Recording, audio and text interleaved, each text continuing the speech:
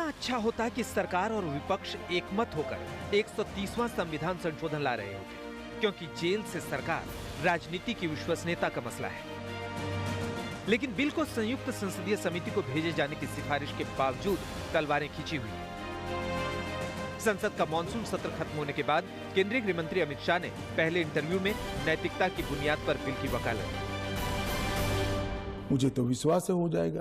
Congress party में ही और विपक्ष में ही कई लोग ऐसे निकलेंगे जो मोरालिटी का सपोर्ट करेंगे, मॉरल ग्राउंड को बनाए रखने के लिए सपोर्ट करेंगे।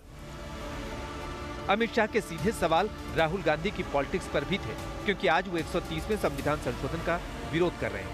लेकिन यूपीए के दौर में खुद राहुल के विरोध की वजह से 2 साल की सजा पाए सांसदों की सदस्यता खत्म करने से बचाने वाला अध्यादेश नहीं आ सका है।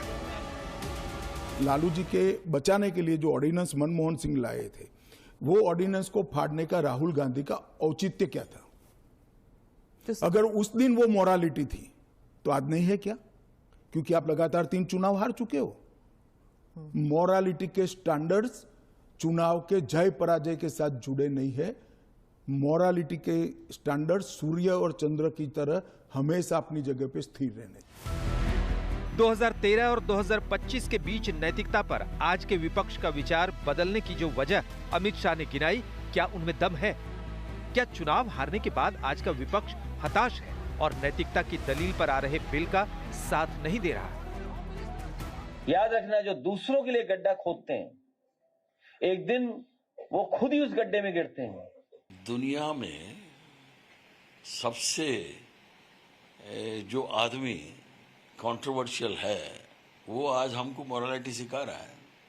लगता है भूत भगवत गीता को पढ़ रहा है।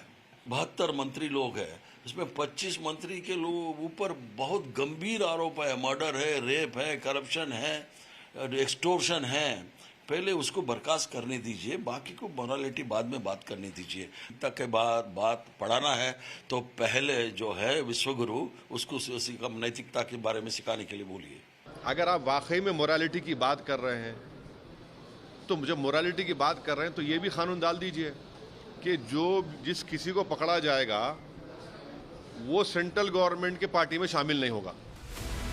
इस बीच दिल्ली में मुख्यमंत्री रहने के दौरान जेल से सरकार चलाने वाले अरविंद केजरीवाल ने अमित शाह के बयान पर पलटवार किया है। एक्स पर पोस्ट में केजरीवाल ने लिखा, जो व्यक्ति गंभीर गुनाहों के मुजरिमों को अपनी पार्टी में शामिल करके उनके सारे केस रफा दफा करके उन्हें मंत्री, उप मुख्यमंत्री और मुख्यमंत्री बना देता है, क्या ऐसे मंत्री प्रधानमंत्री को भी अपना पद छोड़ना चाहिए? ऐसे व्यक्ति को कितने साल की जेल होनी चाहिए? अगर किसी पर झूठा केस लगाकर उसे जेल में डाला जाए और बाद में वो दोषमुक्त हो जाए, तो उस पर झूठा केस लगाने वाले मंत्री को कितने साल की सजा होनी चाहिए? 130वें संविधान संशोधन पर विपक्ष का हंगामा तो ऐसा है कि कुछ विपक्षी दलों द्वारा जेपीसी के बॉयकॉट करने की बातें की जाने लगी। लेकिन अमित शाह के तेवर भी कड़े हैं। जेपीसी अपना काम करेगी। तो कैसे काम करेगी? अगर बहिष्कार कर रहे हैं तो फिर तो पूरे ऑपोजिशन के बगैर तो मौजूदा लोग काम करेंगे। कल को आप अगर ऑपोजिशन अभी से लेकर 4 साल तक कोई काम में सहयोग नहीं होता है, देता है, तो देश नहीं चलेगा क्या? हम इतना ही कर सकते हैं कि उनको बोलने का मौका दे, उनको बात रखने का मौका दे। अगर वो अपनी बात रखना ही नहीं चाहते हैं, अगर बोलना ही नहीं चाहते हैं, तो देश की जनता भी तो देख रही है ना चीजों को। 130वें संविधान संशोधन से पहले भी कई बार सरकार और विपक्ष के बीच आर पार की लड़ाई हुई है, लेकिन ये पहला मुद्दा है जब सत्ता के अवसरवाद की दलीलों से सरकार विपक्ष को घेर रही है। आज तक ब्यूरो।